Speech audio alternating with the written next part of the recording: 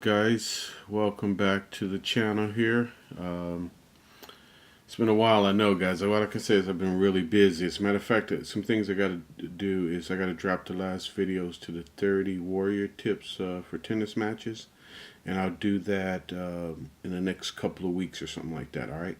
Now today I just want to have a quick talk about 3 tips that are gonna help you start winning more matches for 2019.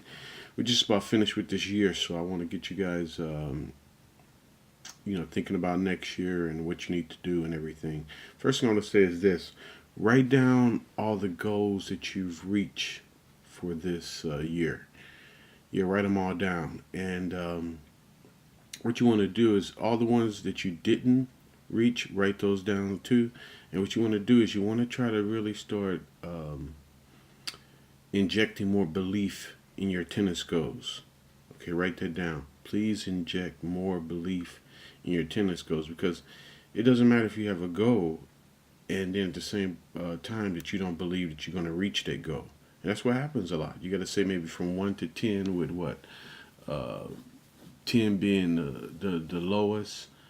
I'm sorry, 10 maybe 10 being the highest, whichever. What where are you at in your belief with in you thinking that you're going to be able to reach that goal? Because if you don't believe that you can reach it, believe me, you've already defeated your purpose before you even got started. And that's very important. Belief. And I think coaches don't hit on this enough with their players. Start off with some small goals.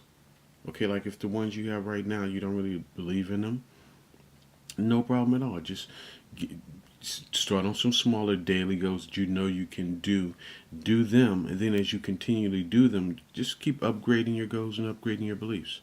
Okay, let's get into these tips, guys. The first one is this: develop an all-around game for high-level, consistent competition. Okay, I want to emphasize that. If you really want to start winning more matches, guys, you have to start developing a more all-around game. What is your weakest shot? Okay, get more reps in. Okay, master that stroke and then move on to the next one. I mean, you have to make sure that you can pretty much do it all on a consistent level. Okay, because at the end of the day, it's about dealing with playing patterns.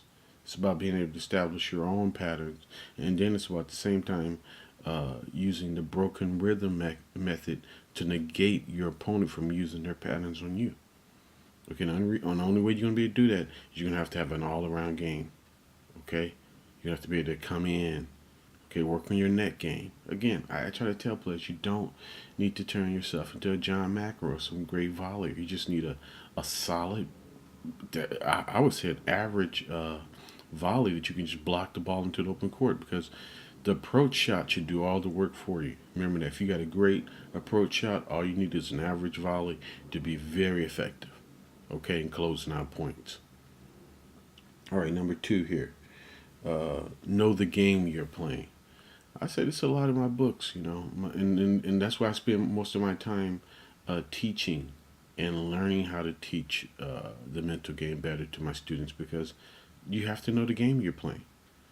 Okay, if you think you're playing tennis at this stage in your career and you're already competing on a consistent basis, I can tell you right now, you're struggling. Which is what's happening to the majority of the players out there. They struggle because they don't know the game they're playing. Okay, remember, once you reach a certain level and you start competing on a consistent basis, you're going to start playing the mental game from that point onward.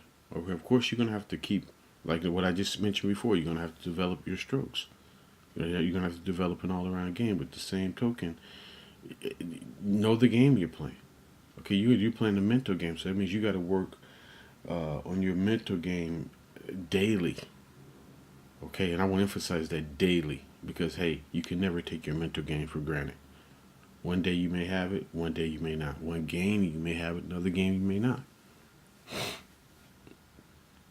Okay, I mean, you it's just like, okay, if I'm going to learn how to master playing the mental game, I'm going to have to just practice this every day. Let's move on to the last one. Work on your mental game as much as you do in your tennis training. Now, this is something that a lot of pros should do too, because they've already hit gazillions of balls. Okay, so we know extra thousand is not going to affect them at all. So basically, all the pros should be doing, if they would do this, they would be more effective on tour. Is work on strengthening their mental game on a daily basis. That's all they should be doing. Nothing else. As a matter of fact, cut back on your training. They play enough tennis as it is anyway, so cut back on that training. Just, what is this, nonstop? Okay, doing any type of mental exercise that can help them get mentally stronger. And the same thing that you need to be doing, even as you're developing all your strokes, start focusing on getting mentally tougher daily. And if you think one thing you need to do is work on your self-talk. This is very important, guys. Self-talk and your mental picture. Let's talk about that for a minute. You can actually, in maybe 60 days, you can reprogram mental game just by using self-empowered suggestions to yourself daily, constantly.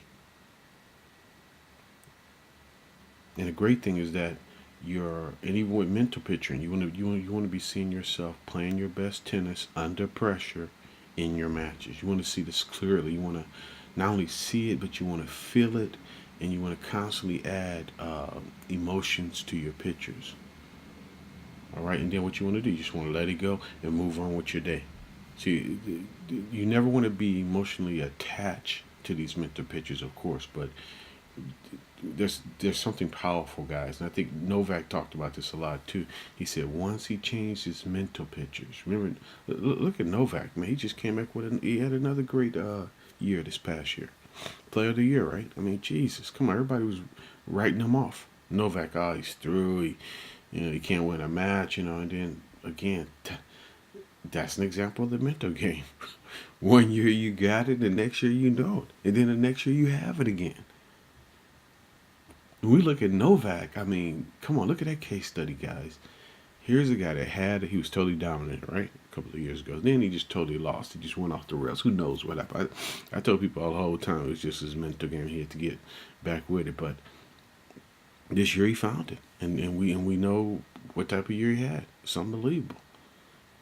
Okay? Another person I think that should really spend all their time working on mental game is Roger Federer. I mean, he won't do it, but at the stage he's at right now, and of course it's all about the slams for him because he's such a great player. Man, Roger Federer shouldn't be doing nothing else but trying to take his mental game to another level, a level where he can't be even, let's say, contested by some of the rest of the guys because he's that great of a player. If you the one shot I've always, and the one thing I always said about Roger is, hey, come on, he's the best player in the world. But I mean, there's been times I've definitely questioned his mental game, and that should never happen with a great player like him. All right, so let's go back over these 3 tips again, guys. Number one thing I want you to do, starting right now, finish this year out, 2018. Get focused, guys. Develop an all-around game. I want to tell you something about doing this.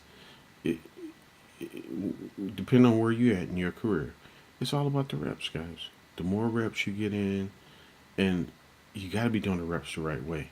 Now, I've seen a lot of players go out there and waste an hour on reps, and you don't want to do that because with the repetition, it's all about making a constant adjustments after every rep. And what'll happen is the stroke will actually start taking shape on its own accord if you just get out the way and just keep making adjustments. It's the great thing about repetition. I mean, at the junior level, even at the adult level, students don't nearly get enough reps, and then they don't do them the right way. Okay, you should never be out there missing 4, 5, 6 shots in a row. That's a lack of concentration. That's a lack of self-awareness. Okay, step 2. Know the game you're playing. Come on, guys, you're not playing tennis. You're playing a mental game. Write that down. You're not playing tennis, you're playing a mental game. And your results are going to be determined by how well you learn how to play them.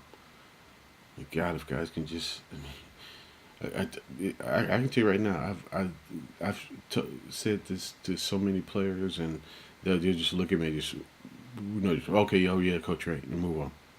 They don't get it, and that's why they struggle. If you see players, their whole career going from slump to slump. They don't know the game they're playing. Because they did, they would spend all their time. Okay, which that segues in step 3. Work on your mental game as much as you do on your tennis training. As a matter of fact, the average amount of time that you work on your mental game compared to your tennis training is going to determine your match play results. And that's what nobody is really grasp right now. I don't even see coaches teaching us a lot either. That's right. You want more better results in your match play? Okay, spend more time on your mental game, because that proportion, like if you took like another 40 minutes that you're doing tennis training and diverted to mental training, the results you're going to see in months are just going to blow you away. All right, guys, you got any questions? I gotta go do some Christmas shopping here. It's a little Saturday, rainy day here in Kansai, Japan. But if you got any questions, drop them in the comment section, and I'll get back at you. And again, guys, get ready for 2019, and I hope you guys crush it. Take care.